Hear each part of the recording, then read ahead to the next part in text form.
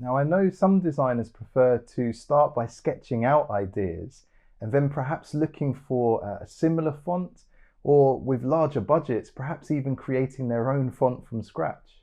But that's not what we're going to do this time. We'll assume that for this project, we already know we're going down the route of a Wordmark logo, and so initially we're going to focus not on sketching, but on trying to identify the right style and tone for the wording. Personally, I found it's much more efficient if I dive straight into shopping around on my favorite font foundries to find something appropriate, make a shortlist, and then refine that later. So before we do dive in, let me give you just a quick background on my brief. The brief I'm going to be working through in this class, and we'll be diving in and out of the solutions that I develop. So this is for a high-end clothing brand. It's called Maison Magrici. I think I'm pronouncing that correctly. It's an Italian brand. And here are the brand messages. And this gives you some idea. And I go in my other classes, if you're interested, into a lot more depth about how to put something like this together and how to really nail your strategy before we even get to the designing stage. But here are our key messages. The primary message that really must come across in the logo.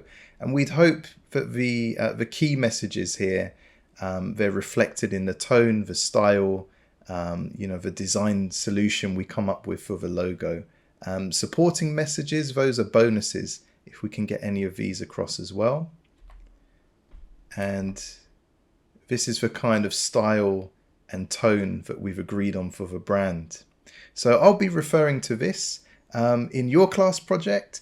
Come up with something as detailed as you can, and then at least you've got a benchmark to measure the designs you create against as we come to do this. So let's start sourcing fonts, and ultimately this is what we want to end up with. Here's one I made earlier. A short list, and this is to be deleted down. Maybe your short list would consist of 6, 7, 8 fonts that you want to play with. So I'd be deleting the weakest ones from here. But basically we want to go on the web to various font foundries, and I've got a few. There's 4 I'm going to show you, and many others you can find, but these are some of my favorites. And the idea is to start shortlisting fonts and then testing them out with a brand name. Now on some websites like this one, now this is fonts.adobe.com. So if you are following along the class with Illustrator, well then you'll definitely have access to this. And the good news is all of the fonts here, you have that as part of your CC plan. So you can use for logo design any of the fonts in their library. So no licensing issues for you or for your clients, which can be a big advantage. So in this box up here, you can put your sample text. So I've put the brand name in. I'm just going to focus on the main name, not the prefix for now, to make it easier. And there's a number of tools you can use to actually kind of refine this down and to show fonts that fall into certain categories and formats. Now, did you know there's such thing as font psychology? Well, there is, and it's not just down to what color you use for a font. And I'll include it as a downloadable. There's this quick reference guide I've created here. So you're welcome to download this from the class resources. And this gives you, I guess, just a good starting point, a quick reference to what different font types convey.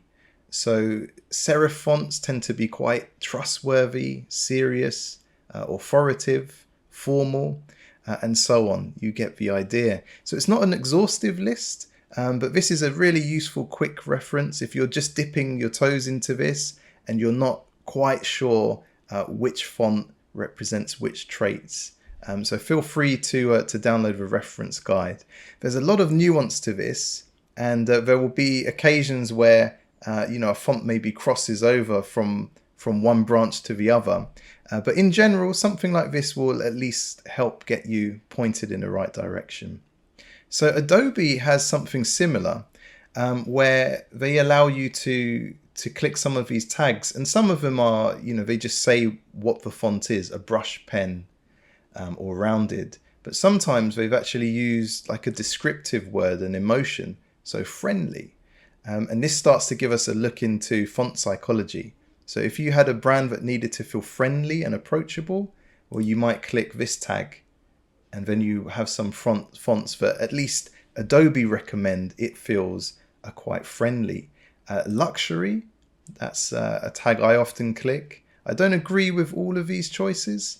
For example, I'm not sure this one here I'd class as luxurious, but you get the idea. I think there's 12 more different tags. Some of those are useful, some aren't, and then you can further kind of refine this down. So if you wanted something that was luxurious but had a script or a handmade feel to it, nope, there's nothing luxurious that's handmade according to this, but yes, there's a few that are scripts.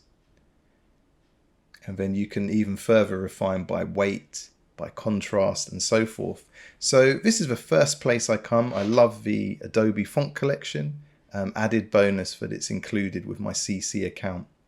So to download these, as long as you're logged into your Adobe CC, it's as easy as twirling one of these fonts open by clicking it, and then you simply toggle this button to activate font, and that's it. Automatically, that's now usable. If you flick across to Illustrator, you'd have access to use that font. So really, really easy. Let's look at another foundry. So fonts.com. This is almost a not a foundry in itself, but a collection of lots of different fonts. I think I've saved one here to share with you.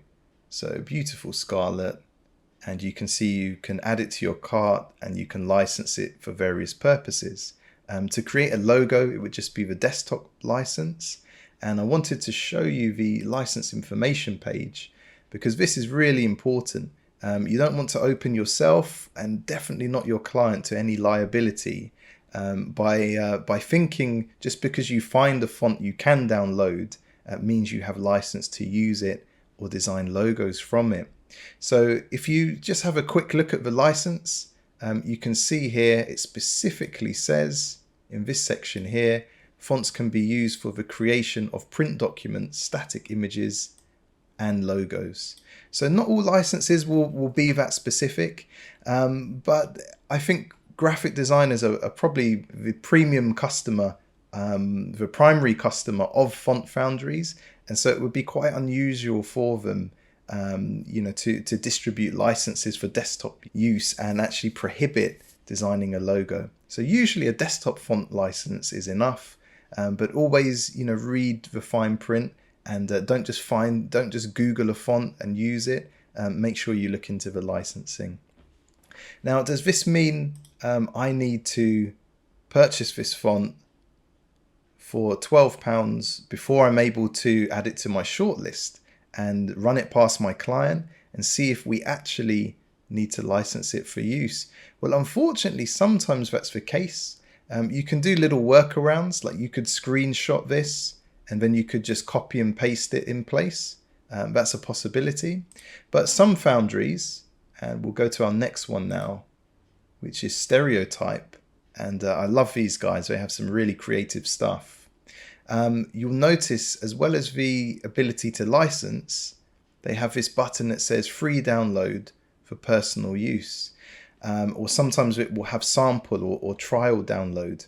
So if you download for personal use, just be sure not to forget that when you come to, if your client picks this font, when you come to package this and put it together, just remember you've got to purchase a commercial use license before you get started with that.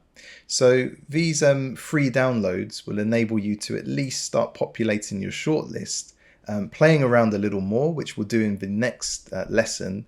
And I wouldn't license fonts just to play with them, but definitely license them once you're sure you're going to use them. Likewise, another foundry, and the last one we'll look at, is Dalton Mag. And this is a legendary foundry. The problem with that is many designers will be using their fonts. So you may have to customize them a little more just to make sure it's not recognizable, that it looks really unique. But you can see they again have the option to download a trial.